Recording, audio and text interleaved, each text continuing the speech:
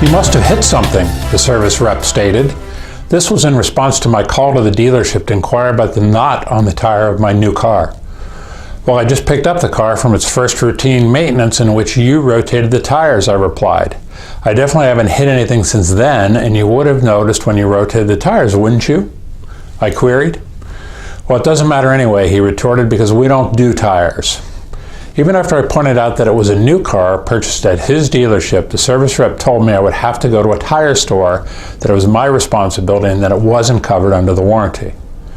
I need to comment at this point that the dealership is not in Pennsylvania, since this encounter took place while I was still in Texas.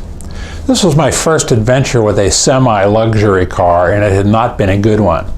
Even during my first trip for service, none of the items I pointed out were adequately addressed, and the charge was $270 for an oil change, lube, and joint adjustment, whatever that might be. This service had always been included at other new car dealers, and to top it off, the charges were not explained ahead of time so that I might have at least been mentally prepared. Following this experience, I seemed to run into a week-long spate of bad service everywhere I turned. Someone didn't care about their customer, and I was developing a real funk about it. If you know me, then you know that I love great service, have written about it often, and have given speeches on the subject. My favorite expression is paraphrased from Ellsworth Milton Statler, father of the hotel industry: "Life is service." As I was trying to figure out what was happening here, I thought of my own former career in the hotel industry and the devastating effects on business post the disaster of September 11, 2001. Almost immediately following the tragedy, most hotel chains implemented severe cost-cutting measures. In doing so, the industry cut not only services, but service itself. So have many, or maybe most, other industries, considering lagging sales and profitability. So, how can businesses deal with the declines and yet maintain service rather than cost-cutting themselves into oblivion?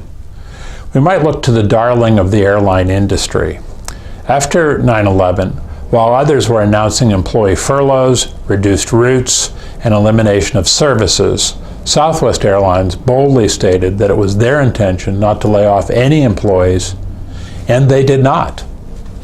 As Anne Murray, Director of Interactive Marketing, says, "We had to stay true to our internal customers as well." The internal customers of whom Anne speaks are the employees of Southwest Airlines. It wasn't easy, but employees were shifted to other areas to keep them working. Some even worked at security checkpoints to assist customers through the new process. Herb Kelleher's mantra, "We're in the airline business, but we're really in the customer service industry," became more important than ever.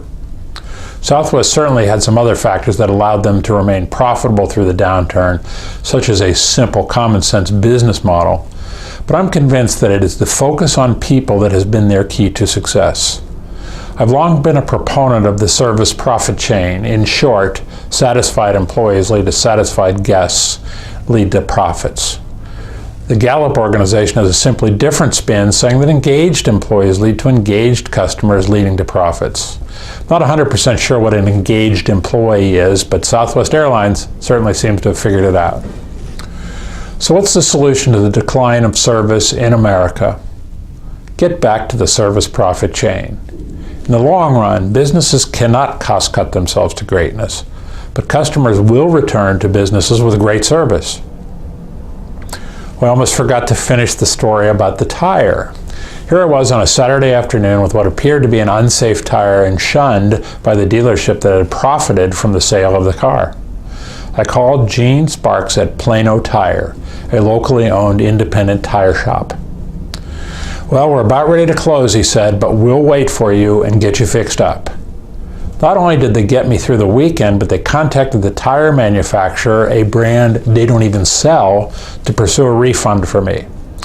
While service may be declining elsewhere, life is service still exists at tiny Plano Tire and at the most successful airline today, Southwest Airlines.